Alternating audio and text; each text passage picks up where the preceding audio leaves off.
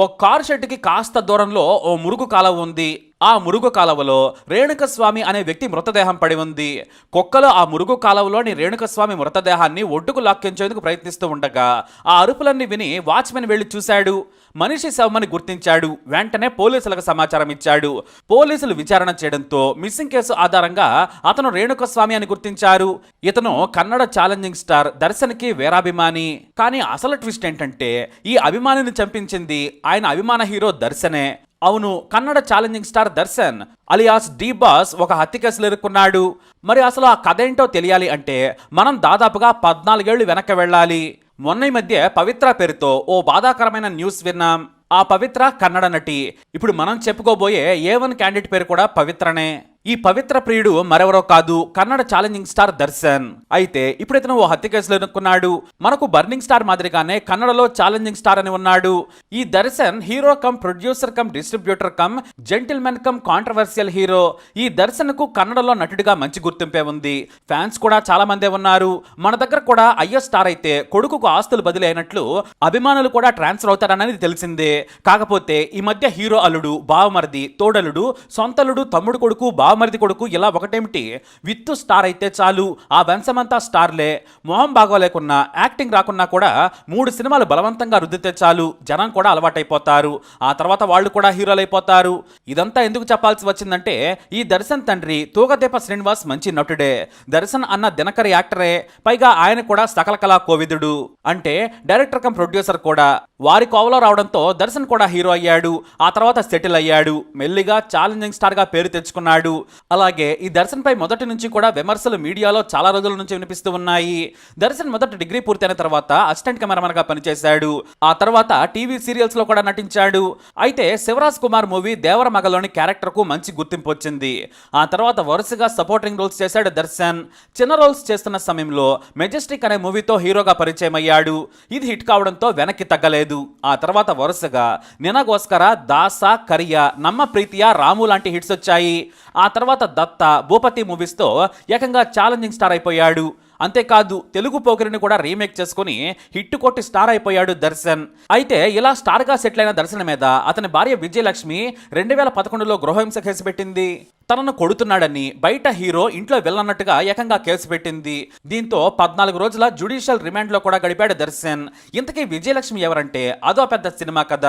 Supporting roles చేస్తున్న సమయంలోనే విజయలక్ష్మి అనే దూర బంధువు పరిచయం అయింది. అప్పుడు సరిగ్గా ఇంటర్మీడియట్ పాస్ అయింది. కానీ ఆమెను ఒక పార్టీలో మొదటిసారి కలుసుకున్నాడు. తన ఫ్రెండ్స్ ద్వారా ఫంక్షన్ కు వచ్చింది. అక్కడ చూడగానే విజయలక్ష్మితో లవ్ లో పడ్డాడు. ఆ తర్వాత వరుసకు మరదలు కూడా అయ్యే విజయలక్ష్మితో డీప్ లో లవ్ లో పడ్డాడు. అప్పటికి చిన్న పాత్రలో చేస్తున్న దర్శన్ మెజెస్టిక్ మూవీతో సడన్ స్టార్ లా సడన్ హిట్ కొట్టేశాడు. ఇంకేముంది, ఒక్క హిట్ తో సెటిల్ అయిపోయాడు. అప్పుడే కెమికల్ ఇంజనీరింగ్ చదువుతున్న 19 ఏళ్ల లక్ష్మితో డీప్ గా లవ్ లో పడి కెమిస్ట్రీ కుదిరిందని ఆవేశపడ్డాడు. ఆ తర్వాత విజయలక్ష్మి తల్లిదండ్రులు పెళ్లికి ఒప్పుకోవడంతో ఆమెను తీసుకెళ్లిపోయి మరి ధర్మస్థలిలో పెళ్లి చేసుకున్నాడు. అలా సెన్సేషన్ క్రియేట్ చేశాడు. ఇక ఆ తర్వాత వీరికి వినీష్ అనే కొడుకు పుట్టాడు. 2010 వరకు వీరి పెళ్లి బాగానే సాగింది. కానీ ఆ తర్వాత పవిత్ర గౌడ్ అనే నటీ కమ్ ఫ్యాషన్ డిజైనర్ తో రిలేషన్షిప్ మొదలు పెట్టాడు. ఈమెకు పెళ్ళై అప్పటికే ఓ కూతురు కూడా ఉంది. పవిత్ర గౌడ్ తో అక్రమందం నిలుపుతున్నాడనే వార్తలు వచ్చాయి.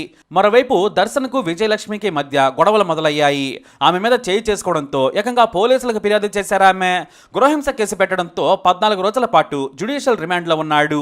వాస్తవానికి ఈ వివాదం దర్శన్ పరువు తీసింది అని చెప్పొచ్చు. కానీ కోర్టు బయట భార్యతో బంధువుల మధ్య వివాదాన్ని సెటిల్ చేసుకున్నాడు. కొడుకు పెద్దవాడవుతూ ఉండడంతో విడాకులు కోరాడు. కానీ నా కొడుకు భవిష్యత్ ఏంటని నిలదీయడంతో అప్పటి వరకు ఉన్న ఆస్తిలో 70% భార్యకు కొడుకు కోసం ఇచ్చేశారు ఆయన. అంతేకాదు కొడుకు భవిష్యత్తు కూడా తనదేనని మాటిచ్చాడు. పెద్దవాడవుతున్న వినీష్ ను హీరో చేయాలనే కోరిక దర్శన్ది. అందుకే సినిమా వేడుకలకు కొడుకుతో హాజరవుతూ ఉంటాడు. ఇక భార్యతో వివాదానికి గాను ఫ్యాన్స్ ను కూడా క్షమాపణలను కోరాడు ఛాలెంజింగ్ స్టార్ దర్శన్. తప్పైంది, నేను తప్పుగా ప్రవర్తించి మీకు కూడా తప్పు పేరు తీసుకొచ్చాను. ఇక మీదట బుద్ధిగా నడుచుకుంటానని చెప్పాడు. కానీ భార్యతో వివాదం మాత్రం కొనసాగుతూనే వచ్చింది. విడాకులు మాత్రం భార్య తీసుకోలేదు. ఏదో ఒక సందర్భంలో వారికి విభేదాలు రావడం కామన్ అయిపోయాయి. విడాకుల కోసం భార్య మీద ఒత్తిడి తీసుకొస్తూ ఉండేవాడు. భార్య మాత్రం విడాకులు ఇచ్చేది కాదు. కానీ ఇద్దరు వేరువేరుగానే ఉండేవారు. ఇక దర్శన్ సినిమాల పరంగా సక్సెస్ అవుతూనే ఉన్నాడు. ఈ టైంలోనే మైసూర్ సిటీ శివార్లోని తన ప్రైవేట్ జూలో వివిధ రకాల జంతువులను పెంచుకుంటున్నాడు దర్శన్. కానీ ఫారెస్ట్ డిపార్ట్మెంట్ తో పాటు ఇతర అనుమతులు లేకుండా చట్టవిరుద్ధంగా ప్రైవేట్ జూ నడుపుతున్న అతనిపై పోలీస్ కేసు నమోదైంది. ఇదే కాదు, ఓ రెస్టారెంట్లో మద్యం తాగి ఓ వెయిటర్ను లాగి పెట్టి కొట్టాడు.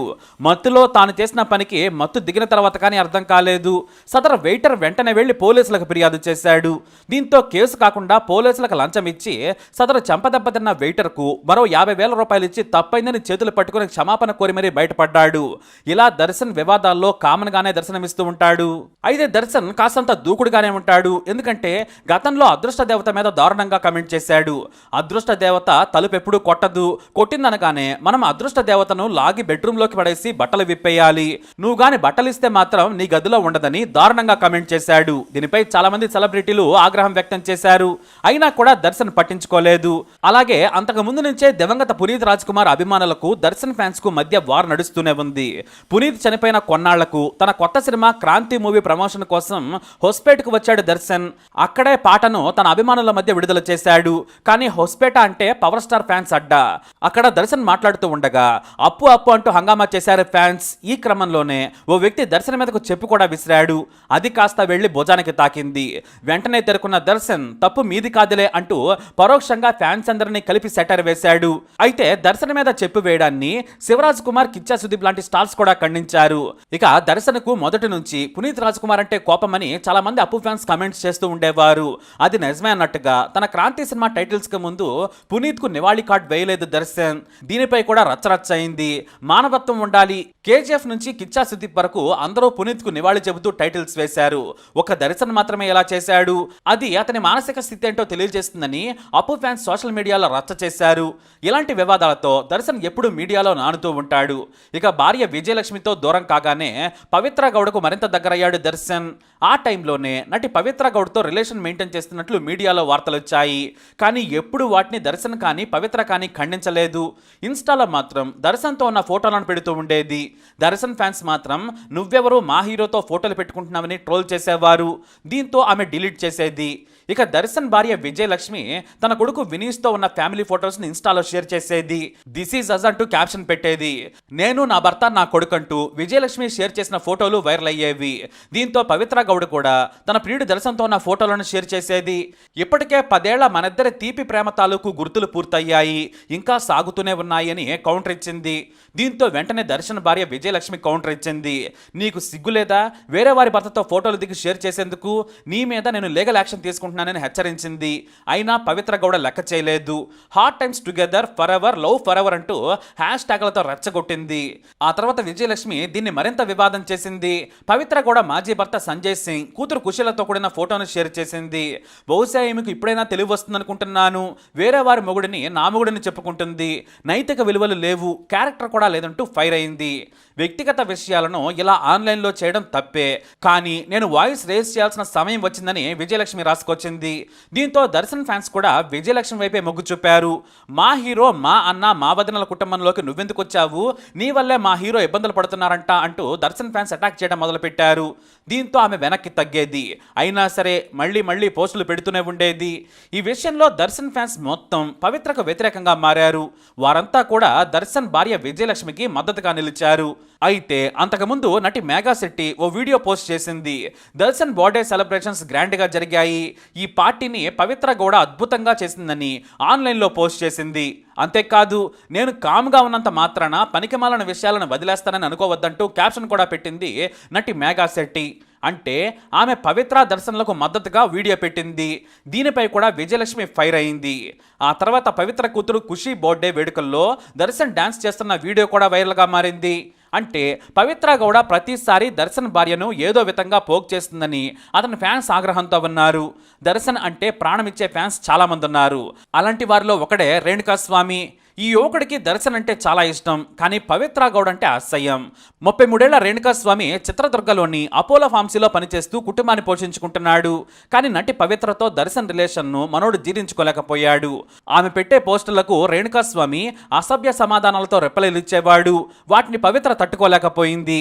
అసభ్య పదాలతో పోస్టులు పెడుతూ ఉండడంతో తన ప్రియుడు దర్శన్కి ఈ విషయం చెప్పింది.